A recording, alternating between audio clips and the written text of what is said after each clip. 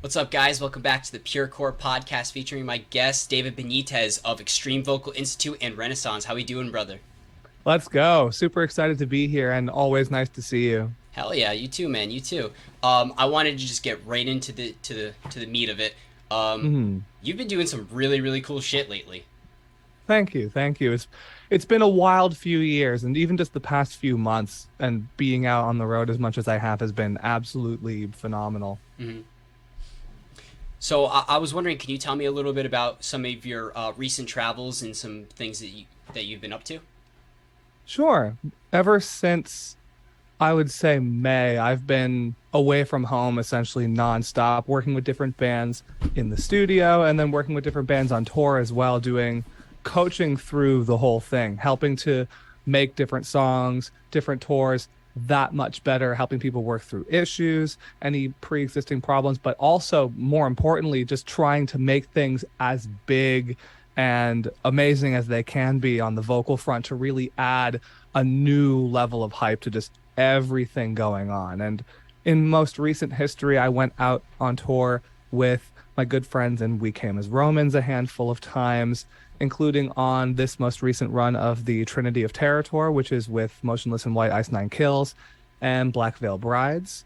I've started to be working with members of Ice Nine and Motionless in White as well out on that run, and it's been awesome getting to know everybody. I go back to that tour very soon, actually. And then after that, I was doing the True Power tour with I Prevail, Pierce the Veil, and Fit for a King, who I was touring with, and I just got back from yesterday.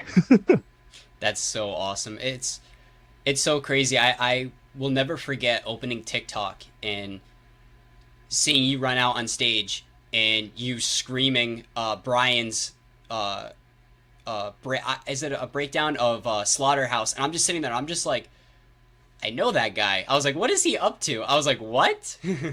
Yeah, that was a lot of fun. And doing that song all those different days on the second leg of the tour and getting ready to do it again hmm right now is going to be a lot of fun. And fun fact with doing that, on Thursday, I'll be doing it here in Massachusetts at the Songus Arena in Lowell. And that is where about 13 years ago, I decided I needed to learn how to scream in the first place. So that one's going to be a really big one for me personally. That's going to be a lot of fun doing Brian's parts for that song again.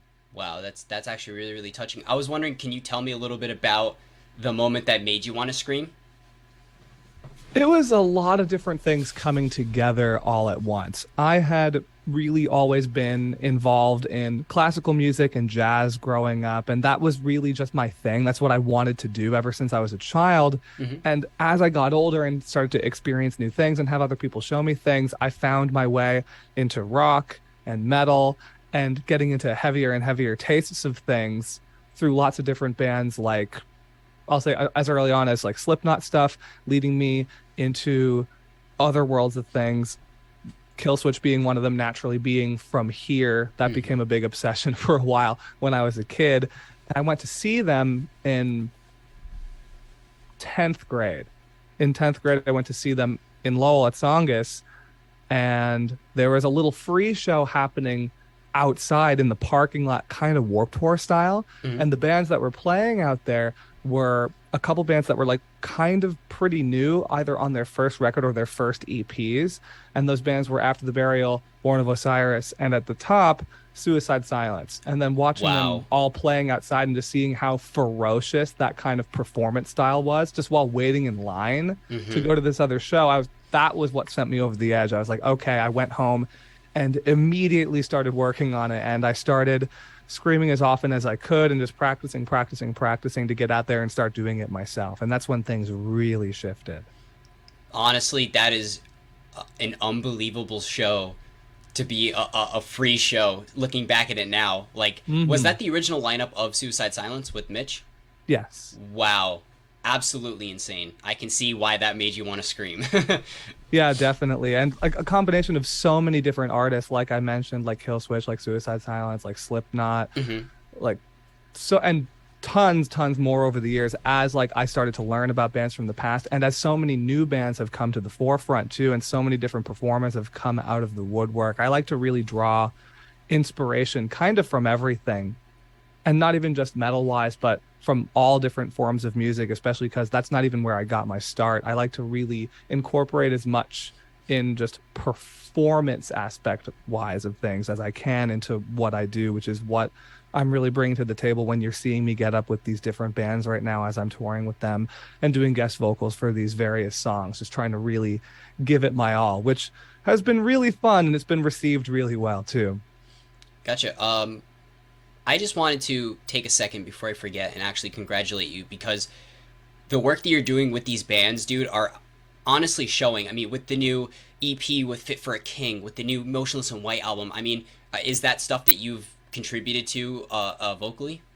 Those two records, no, because I didn't know those guys yet then. Everything we started doing together has been really right after. Some of the records where I've been helping bands through the recording process, some of them I can't tell you about because they're not out yet. Mm-hmm. And I'm really excited about them, but I'm going to be able to start telling people soon because the promo has kind of started getting hinted at, which is really exciting. The newest Ingested record that just came out, Ashes Lie Still, is phenomenal. That one I worked on with Jason throughout that whole process. And I actually just threw up a video on our YouTube channel with the two of us talking about that. I've done a lot of work with Ricky Hoover and Of Sulfur, Mm-hmm. and they put out their EP last year, and they just put out a new song just recently that's incredible. And they have so many really cool things coming. And and at this point, it's become so many bands I can barely count them. But just for sake of time, one of the other bands that really sticks out is We Came as Romans' Mm-hmm. new album, Dark Bloom, where I was working on that with their vocalist Dave like a year and a half, almost 2 years ago. So seeing that finally out and people being so hype on that and watching all of that come to fruition with that band and all of the different bands I've worked with in the studio where they're just so happy with what they have now. And Mm-hmm. then the fans are so happy with their songs and how everything's sounding is really, to me, what it's all about. And it's the best thing in the world because it keeps everything we love and care about here just continuing to move forward. Definitely, 100%. I mean, Dark Bloom, that when that came out, I'm gonna be honest, I wasn't the hugest We Came as Romans fan, and when they dropped those two, Black Hole and Dark Bloom, when they dropped those singles, it kind of turned my head. I was like, wait, hold on.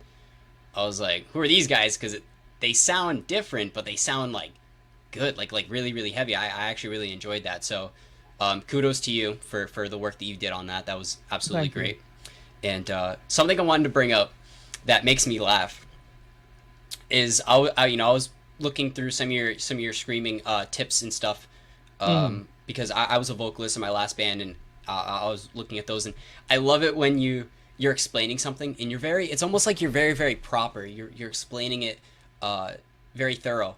And then you get into it, dude, and you just sound like a tank running over like beer bottles, and I love it, dude. I love it. It's so funny to see you just go from very proper to just screaming the most nastiest scream I've ever heard in my life.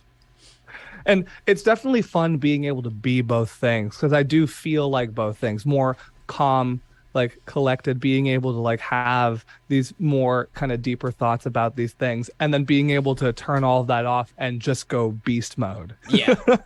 in whatever iteration that means at the time. I definitely took a lot of time to make sure I could do this in the way that I need to, in a way that makes sense to everybody. And it took a lot of experience and a lot of years to really be able to figure out how to communicate these kinds of things with people. And I've been teaching Hmm. in this regard essentially for the amount of time that I've been doing it for, because like people would come up to me, like, because we're from the same local scene, I guess, from the New England area, but Yep. from different eras of it. Yeah. And at the time when I was getting started, people would always come up and like ask my opinion about different things and ask for like different advice about vocals because it's something that once I started working with, I kind of got a hang of it pretty quickly in terms of the performance aspect of it. And more people kept coming up to me and asking me. And then it became, as I started to get more familiar with the regional scene, the more national, international scene of touring bands too, I started to notice that everyone's problems were the same Hmm. and everyone had the same fears and the same worries and the same doubts. And that's when I really decided to put all of this under the umbrella and the name Extreme Vocal Institute. And then after now a number of years, it's starting with just me kind of working with people one on one locally to what it's become now. It's really exciting to see the effect that it's had. Definitely 100%. Um, Again, I'm going to give you some more kudos because it takes a different kind of person to address a situation like that where, hey, all of these people are having the same issue. Now, what can I do to fix that issue? And not a lot of people think about it that way. So that's actually really, really cool to learn about. Well, thank you very much. Yeah, and it's just being able to notice these kinds of patterns and find different ways to relate it to everybody. Mm-hmm. Because in the videos that you see me post online, those are for general audiences where I'm trying to make sure things are being done in as safe and a responsible way as possible while still being entertaining and still being fun and interactive, but done in a way where the average person will be able to look at that and understand it without being either afraid of it or just intimidated to try or intimidated by the information, Mm-hmm. because that does happen a lot. And then when I'm working with people one on one, the truth of the matter is I'm creating an entirely new way to scream and an entirely new way of explaining it and teaching it with each individual person I have because everybody's different. And in order to have this actually benefit the most amount of people, it needs to be extremely adaptable, which is what I've been able to curate here with how I work with these people one on one. Definitely 100%. Now, do you take any inspiration from the Zen of Screaming with Melissa? I think it's Melissa Croft, I think her name is. Hmm. I was wondering if you know about that at all, or if that maybe kind of got you into to wanting to start something like you have now. Especially in and around the time all of that stuff started to come out, which was right before my time of starting. So it was about 15 or so years ago, something like that. Mm-hmm. It was everywhere, and that's just what people were using because that was the singular source that there was at the time. And although I watched it and so many other people did, and I can definitely appreciate that for what it is, I never really, from a teaching perspective or like an educational perspective, took any influence from anything Mm-hmm. because in that regard, because everything that I've put together here has come from the experience of doing it over a number of years and just the culminative kind of information from the amount of different conversations just like this that I've had with so many of my own favorite artists from growing up and then my peers.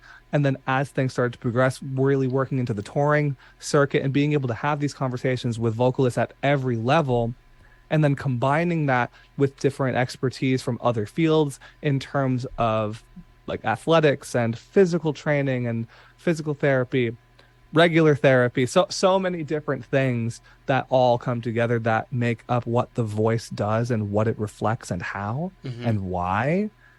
And being able to again see patterns is really where I've drawn the most inspiration from, which I think is a big part of why we've been able to accomplish what we have, because it very much is its own thing in a very kind of new way, which I get very excited about all the time because we're consistently always trying to continue to grow it and expand into new territory and also learn new things. Because my whole MO with everything is you're never done learning. Mm-hmm. And that 100% goes for me as well. Definitely. I 100% feel you on that because, working with Purecore, I went from, doing a podcast with local artists to more of a national sense. And with that, I've kind of gotten into the TikTok side of things with Purecore. And with learning to do that, I'm trying to grow my social media presence and grow, learning the algorithms and all that good stuff. So I can definitely Mm, feel you and always wanted to just get better and better. absolutely. And social media really is such a huge part of it for everything now. And it's the honestly the sole reason people even know who we are here. If we weren't doing the kind of work we are here behind the scenes and making sure people know we're here and coming up with the kind of ideas that we do Mm-hmm. to put out there to be able to help people on like the free content front, like with our Instagram and our TikTok and our YouTube channel and everything like that, where we have so many different resources for this sort of thing, people wouldn't know that they can get the help that they need. And furthermore, something that we worked on so much over lockdown here, which I'm very proud of, is people wouldn't feel as good about asking for help too. Because Mm-hmm. that was really our mission that we set out on, starting the really insane grind that we did. Once it became actually Riley and I working on the company together, and it wasn't just me anymore, kind of right before lockdown, and then all through it Mm-hmm. is just content, content, content, content, content all the time to give every kind of person out there exactly what they need in terms of feeling like they're being heard with the questions that they're asking and being able to have that kind of advice and have those resources available to them. So screaming doesn't have to feel like this kind of exclusive elite thing that only some people get to do, Mm-hmm. kind of thing. And that became what changed a lot of the public mentality of, oh, you should just tough it out on your own, which is what it used to be, to now where people are excited to learn about it and excited to ask questions and excited to not totally be fully done yet, which is so exciting. And that's been a huge part of why different bands have been bringing me out with them because it's not problem solving and it's not being afraid of things. It's okay, we want to level up everything. And I think this is how we do it. And there's a level of excitement and positivity there that I'm very, very, very happy to have been able to contribute to in any way. Definitely, 100%. I wanted to get, you know, off topic a little bit and go into. I really want to ask you some questions about your band because you know I respect you as a vocal coach, but honestly, dude, you know, listening to your band, it's something that is definitely should not be slept on. Well, thank you very much. I appreciate that. And starting Renaissance, my band over lockdown and through the pandemic was one of the wildest experiences ever. And I'm so stoked that it's where it is. Mm-hmm. And I can't wait to be able to start to kind of show people where it's going too, because we're working on a lot of different things here constantly for it that we'll be able to share soon. Gotcha. I know you probably can't say anything, but as you know, as a journalist and a podcast host, I got to dig a little bit. I mean, you guys thinking about touring because. That is definitely something that's on the table. And I can't say much more in that regard, but that Mhm. is something being talked about. Naturally, as I'm touring myself more and more and more, the question is definitely when is Renaissance going to get out there? Patience. Definitely. I mean, you have so many doors. It would be crazy to not hop on. Like, I mean, you could probably get on a really, really sick tour starting out because of kind of the position of where you're at, and I mean the other musicians that you play with. You guys are already on a different kind of level. You know what I mean? Well, thank you. Yeah, and I'm excited to be able to get things like that going and to be able to perform in this way in front of the kinds of people that I am right now when I'm doing these guest spots with different bands. Because the exciting thing for me personally, when I've been just going around the shows that I've been working on all these different tours all over the country in the United States so far, is that I've been able to meet so many of the people that I've either helped personally or that are aware of the school and have been following, or people that are just fans Mm-hmm. of this and fans of the school and fans of my music and the band. And that's been so exciting to connect with people like that in person in this way and literally seeing hundreds of these faces saying that per day, like saying I help them with their voices and I help them find what they want to be doing with their lives and just saying that how even like the songs I've written have got them through so many different things, which is crazy because I only started it and started to put out some of the songs for this within the last few years. Mm-hmm. Not even a full 2 years now. Yeah. So it's really wild to see what can be accomplished when you really do it in a way that's unique and do it in a way that hasn't been done quite this way before. Because that's how I think music and being a band really needs to be navigated in quite frank a post-pandemic kind of environment because all the rules from before are just gone. Yeah. 100%. Um, to kind of go off of that, um, you know, in a music sense, where Hmm. it's you started this and people told you how much it's changed their lives in such a short time. I mean, you can kind of put that into a music sense where, dude, there's bands out there that are doing the same. I mean, if you look at bands like Spirit Box, Bad Omens, they're bands who are relatively new, you know, I knew because there's other bands that have been around longer, but like seeing bands like that grow like that, it's really cool to like. I don't know the point that I'm trying to make, but what I'm trying to say is, yeah, it's really cool to kind of to see something so short grown, but like that big, kind of like what you got going on. Yeah, a lot of people have really stepped it up a notch over the last few years, and it shows in terms of the way that you see some of these bigger tours happening now and the way things have shuffled around and which bands are kind of taking over right now. It's a very, very exciting time for music, that's for sure. For the heavy community in particular. I think honestly, and people are gonna, probably come at me for saying this, but I think TikTok was a godsend for the heavy community. It is doing so much for us. Pierce the Veil is like number one on the music on there. Like it's awesome. You think that you've heard a loud crowd until being on tour with Pierce the Veil and hearing those fans be louder than the sound system every day. Hmm. Unbelievable stuff. It's very exciting to see how passionate people are about the bands that they're finally able to see again after the years of not being able to go to see live music anymore. And being able to be a part of that in this resurgence of people really caring about shows again is fantastic. And I don't know how much you've seen this, especially because I've seen you at the Palladium in Worcester now a handful of times, and I know you're no stranger to shows. Hmm. For a while there were a couple of years before the lockdown where like no matter where you were in the country or honestly like anywhere, shows were a little less hype for a second. Not like no hype, but it kind of felt a little stagnant in terms of how tours felt, in terms of just like the energy Hmm. around stuff coming out. Like there was a bit of a lull happening. And you're right, because of things like TikTok and the way we've all had to connect online so much more and what that means for just overall awareness of different things like this.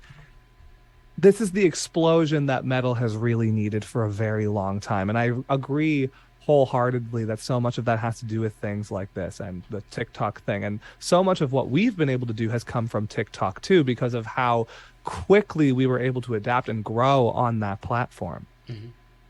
Definitely. Now, do you think that before the pandemic, where shows were kind of Hmm. falling off a little bit. Now, do you think that's just because it was something that was always there and that when it got ripped away from us, people were like, wow, wait, this could go away in an instant. Like, I will never miss a show again. Like, I will never miss that show that I was like, oh, I should have went. Yes, I honestly do think that. And I had a lot of those thoughts myself too. I think everyone did because no one it takes something that nuts to really show people how fragile everything is, Hmm.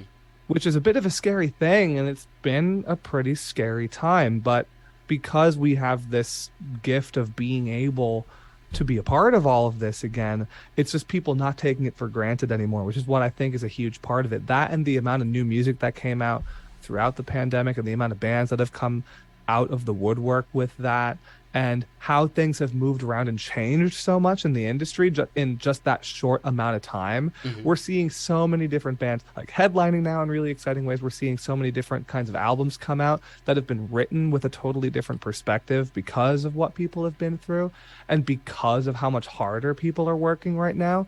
It's very, very exciting. It really, really is. So, I was wondering if you could tell me, I mean, what kind of goes through your head before going on stage with, bands of the caliber of Fit for a King or Motionless in White? I mean, do you still get kind of nervous, or is this something where you're just kind of like, I'm ready to go, and you just hop out there? It really is just that I'm ready to go. And it's kind of always been like that since I first started being a vocalist, just feeling so ready to just get out there and do it because of being so eager to just go, go, go, go, go. It's just what I've always wanted. Hmm. Now, when it's things at this caliber and playing some of these places with five, six, 7,000 people in front of you can definitely be a daunting task. And I'll feel my heart racing a lot, Hmm. but that's more due to the excitement of the situation. At least for me, that's how I feel these things. I can imagine where other people will feel a little of that stage fright and others might feel some of that little bit of fight or flight feeling behind something so intense. Hmm. but I totally thrive off of that kind of environment, and I always have, which is why these past few months and being able to do this for people and in front of people has been seriously the greatest time in the world. Hell yeah.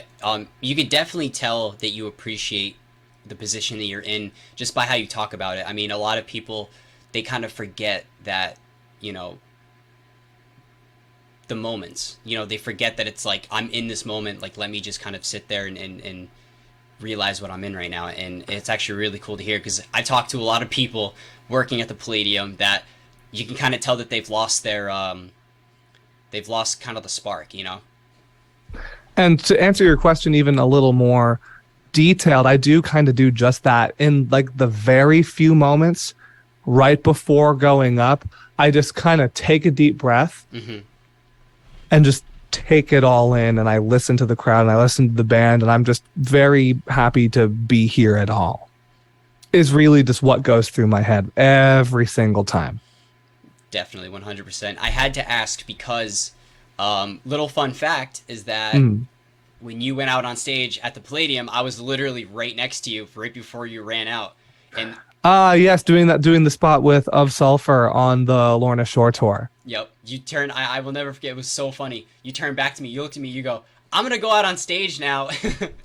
And you ran out and you destroyed it. You were like, it was so heavy. Thank you. It was so sick, dude. That That was whole, a lot of fun. I love performing on that stage. The Palladium will always be a huge, massively important part of my life, and where I went to all of my first shows at the very beginning and where I just learned how to be me, kind of. that, honestly, dude, I can definitely say the same when it came to this podcast. I'm not going to get too much into detail, but I actually met the person at the Palladium who got me into podcasting. It was the director of security and tour manager for Shinedown. And Oh, wow. he has his own podcast, and we ended up becoming friends after working for them because it was Smith and Myers that came through. And honestly, some of the nicest people I've ever met in my life. Everybody in Shinedown that I've met so far has been absolutely incredible to me. But I went to, his name was John. He's probably going to watch this. I went to him. I go, how do I start a podcast? What do I need? And he sends me a website, and he goes, do this. And I started something called Hammerhead Podcasts. Just getting, random people, just friends that I want to talk to and all that good stuff. And I ended up being picked up by Purecore. And, I have to thank the Palladium for that because I was working at the Palladium when I met those people. And it kind of, to expand on that idea a little bit, it is an exciting thing to be able to do things like this. And I've always loved being able to have one-on-one conversations like this. And it's why I've enjoyed doing some things like this myself as well, just especially the way I would kind of have conversations with different people and different artists over the number of years that I've been involved in this kind of stuff. It kind of lends really well to this kind of environment of either like a podcast or a YouTube video, stuff like that, which is why I've always loved being a part of things like this and doing it too. Like on our own, the Extreme Vocal Institute YouTube channel, we've had a lot of different people on in the past in our EVI Talks series that's been really fun. But something we're really getting into now that's going to be starting to happen more and more is doing it at a bit of a higher level and really having much more in-depth discussions with even the people that I've worked with directly and some of these albums and some of these tours, so that you can get some more of these really amazing stories, but really directly from people themselves. And I've started to call that behind the screams. Mm-hmm. That's actually really cool. Yeah, and that video I mentioned earlier with Jason Evans from Ingested just went out the other week, that I'm really proud of as like the first one we've put out in a while, Mm-hmm. especially now being able to do these kinds of things in person again. Even though I'm so happy to do this with you like this right now, but having the option to be able to be in the same space with someone like that, especially when it's someone I've been working with for a while and like someone that you care about, Mm-hmm. that's been really one of the most fun things about starting to get out there and putting out different pieces of content like that, but also just seeing people like that at all. Because the weird thing, a lot of the bands that I started working with earlier on, in terms of like their records and different things like that over lockdown, I hadn't even been able to meet in person Mm-hmm. until the last few months. So that's been very exciting. Definitely. Um, I'm not really good at surprises, so I'm just gonna say it. A big thing about this podcast that I've been planning myself is I wanted to get to a point where I interview people face to face because I feel like that's when you get a more genuine, organic conversation when you're able to actually look the person in the eyes. I mean, we can look at each other through the camera, but I wanted to get to that point where I'm either going to the venue or I have some type of office, and Hmm. that's end goal for me, man. I definitely want to have more organic conversations and have sit downs with people. You know. Oh yeah, and it's so worth taking the time to really invest in it too. And I'll say the same way that we did for all of our online stuff, and then our actual like the thing that really is the majority of our business here, which is our online program called EVI Now. Hmm. We started the planning stages of what that could potentially be before the lockdown, and then when that happened, we just put our heads down and figured out how to build a studio essentially out of almost nothing, how to do all of the video editing, all of the audio recording, all of the editing ourselves. We were having this conversation off camera a few minutes ago about doing everything DIY. Hmm. Oh yeah, 100% DIY. And we had this whole thing be self-made, teaching ourselves how to really get all of it done, breaking it down, coming up with the courses together. Riley learning all of the coding for the website of how to painstakingly put that together. And even now, still, it's just the two of us working on it, and we've learned a lot, and we've built other spaces since. Like, this isn't the original EVI studio, but this is the 2.0 Hmm. that you see me in right now, that you see a lot in the more recent courses in our EVI Now program. But it takes time to really build it up to that point. And even with the video content we're doing now, it's very well put together now, like the videos you'll see us put out now. Hmm. But if you look back at some of the earlier ones that are still on the channel, some of the ones that aren't are very rough, but the ones that are still there, it's just me holding a microphone in a parking lot and having no idea what I was doing or how to handle it, but doing it anyway and having it really pay off in terms of what those pieces of content did for people.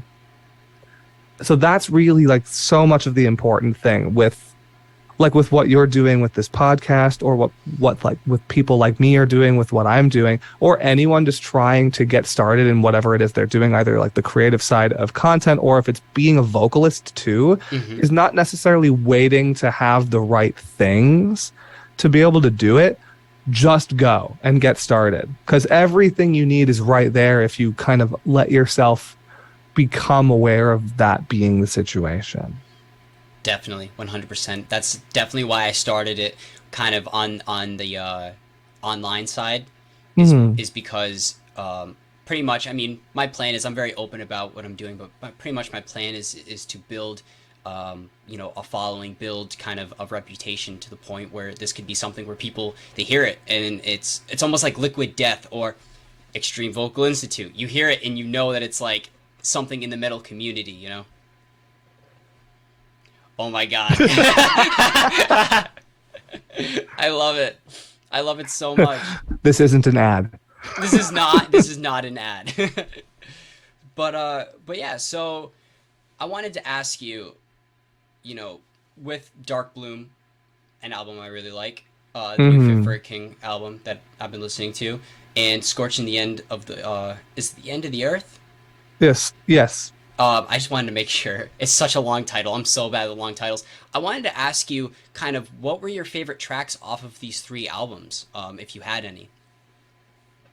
Ooh, that's tough. If I have to pick, because I'm so bad with favorites, Hmm. because my answer is just everything all the time.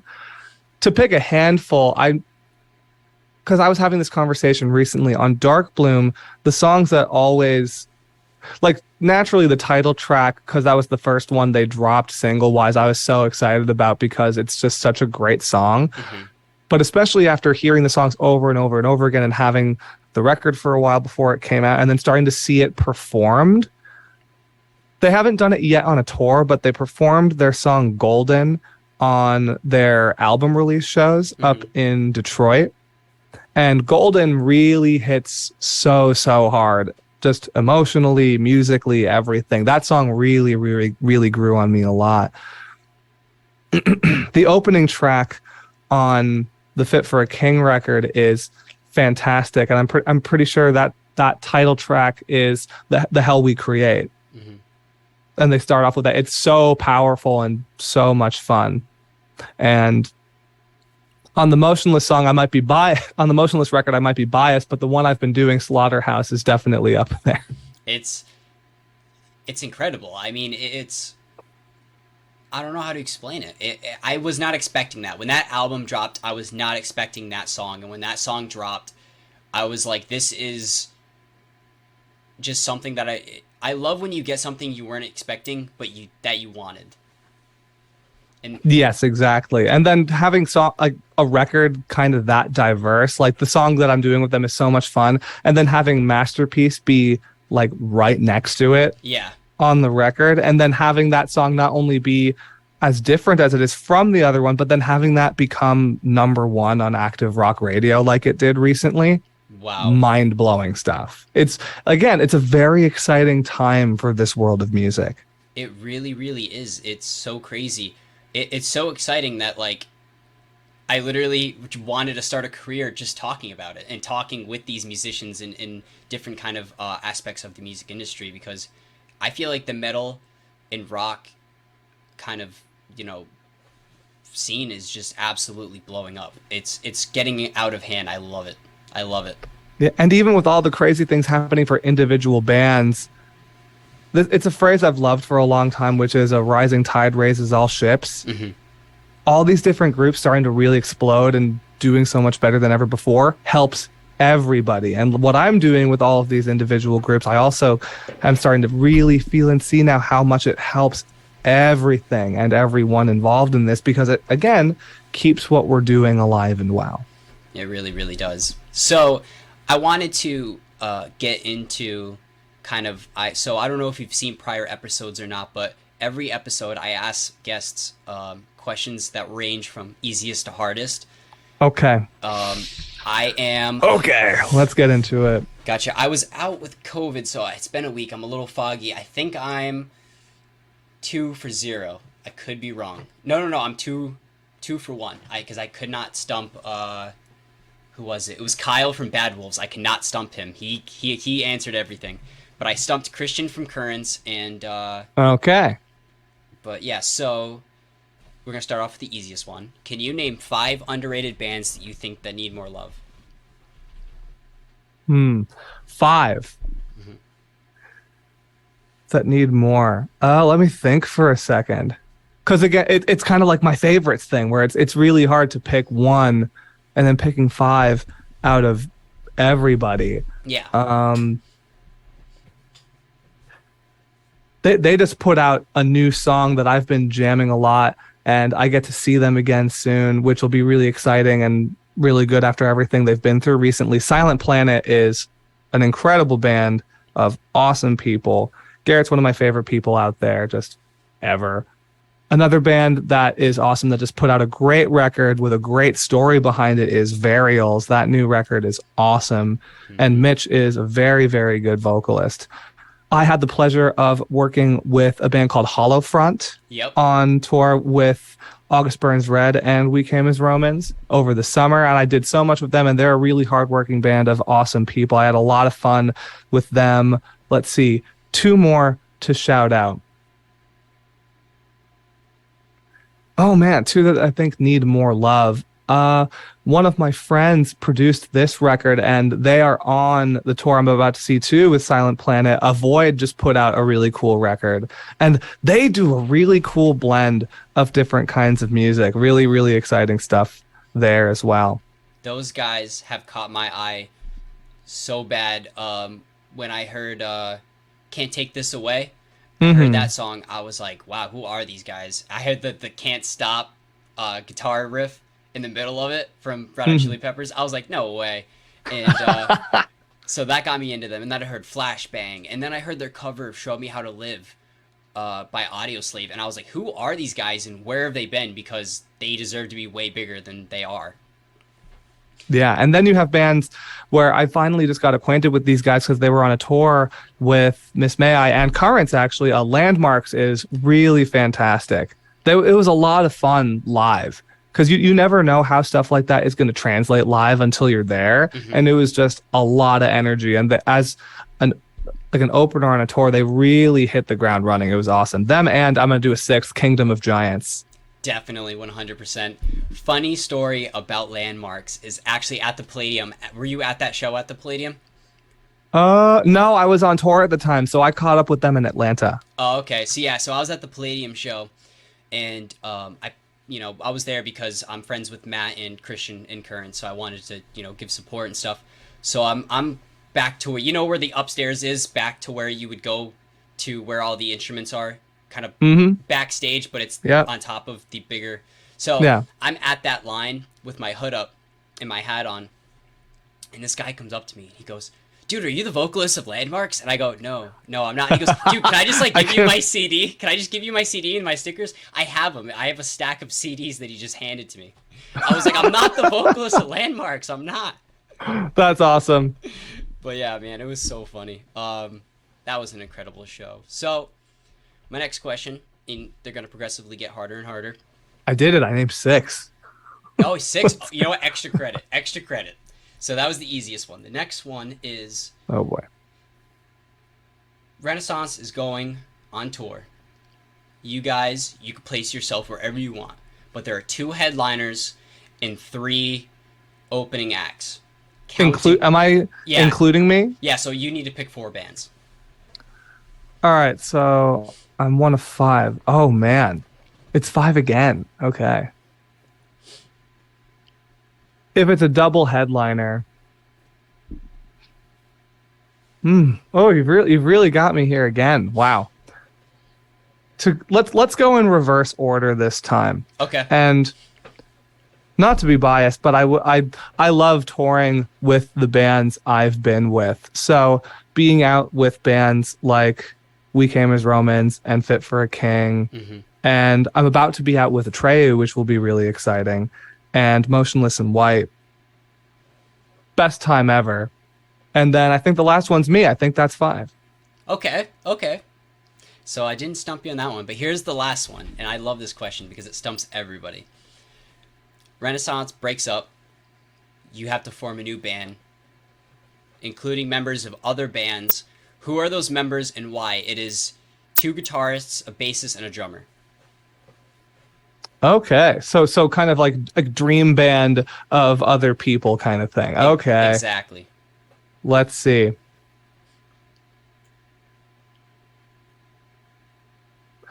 In terms of bass, in that kind of like imaginary setting, Tuck from Fit for a King and I would rip all day. Mm-hmm. I would bring back the late Joey Jordison. Mm. Guitar one, let's see. Guitar one and guitar two, right? Guitar one and guitar two, yeah. Okay. Oh my Unless you just God. want one. You can pick one if you just want one. No, I'll pick two. I won't baby out of the question. Oh man, some of my favorite guitar players. I love him. Jason Richardson rips. And then additionally, a second guitarist, I would have to pick. Oh my God. I don't want to pick a second Slipknot one because I want to make sure I can create some variety here. Oh my God. How do you back that up? Honestly, probably like Adam D from Killswitch Engage, just for the absolute ridiculousness factor. Yeah. And if not him, Brandon from the Black Dahlia Murder, just in terms of being one of my favorite guitar players ever. I can just imagine. And then I would replace myself with Chad Kroger. Okay. I can just imagine Tuck. Everybody wins. Everybody wins. I can just imagine Tuck and Adam feeding off each other's energy on stage. Can you imagine what that would be like? It'd be like a battle of who can do the craziest shit in an hour set. People would get hurt and none of them would be in the audience. Yeah, it would be everybody on stage. I love it. I love it. Hey, but I didn't stump you. I did at the beginning a little bit, but you caught up at the end. So you passed. You won. So what I like to do is we're kind of nearing the end-ish of the episode here. But what I like to do is I like to give my guests a minute or two to address the audience and kind of give some last words, something that you think some people either need to hear, some advice, or if you want to plug anything, go right ahead. To people watching this, the thing that I'll say that I always say is just like I said earlier, is to not wait, Hmm. to feel like you have to like get all of the right things in order to get started. You don't need to wait. And there is so much that you can do now to be able to like get out there and just start being what you want to be, start being a vocalist, start being in bands, like whatever it is, Hmm. starting a podcast.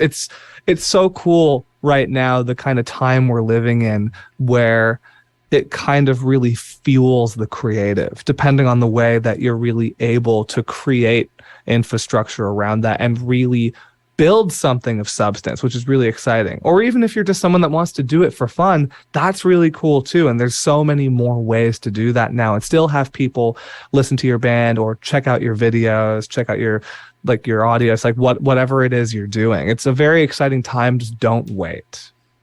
Honestly, I totally agree, and thank you for the words. Of course, absolutely. And thank you for taking the time out. You and Riley have been absolutely a pleasure to work with to get this all scheduled out. Um, I do wish you the best on what's going on next, and I hope to have you back in the future.